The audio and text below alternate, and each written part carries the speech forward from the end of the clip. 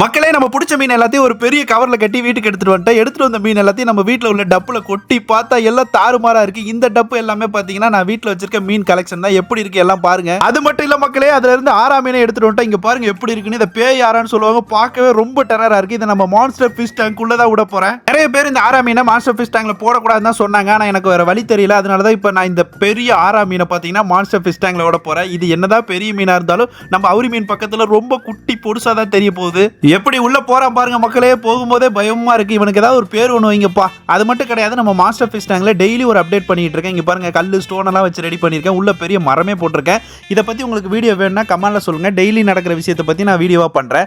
அது மட்டும் கிடையாது, இப்போ நம்ம மாஸ்டர் ஃபிஷ் டேங்க்குள்ள நிறைய மெம்பர்ஸ் உள்ள விட போறேன். பாக்குறதுக்கு இது மாஸ்டர் ஃபிஷ் டேங்க் மாதிரி இருந்தாலும் இதை நான் ஒரு கம்யூனிட்டி டேங்கை தான் ட்ரை பண்ணிட்டு இருக்கேன். உள்ள பாத்தீங்கன்னா பலவித மீன்களை உள்ள விட்டுட்டு இருக்கேன். ஸ்ட்ரிம்ஸ் எல்லாம் விட்டுருக்கேன். அது மட்டும் கிடையாது, நாட்டு தேலி மீன், கெளுத்தி மீன், அது மட்டும் இல்ல மக்களே, நிறைய கெண்டை மீன், வளல மீன், எக்கச்சக்கமான மீனை விட்டுருக்கேன். இதை பத்தி அப்டேட்ஸ் எல்லாம் ரெகுலி போடுவேன். அதனால நம்ம சேனலை சப்ஸ்கிரைப் பண்ணி வச்சுக்கோங்க.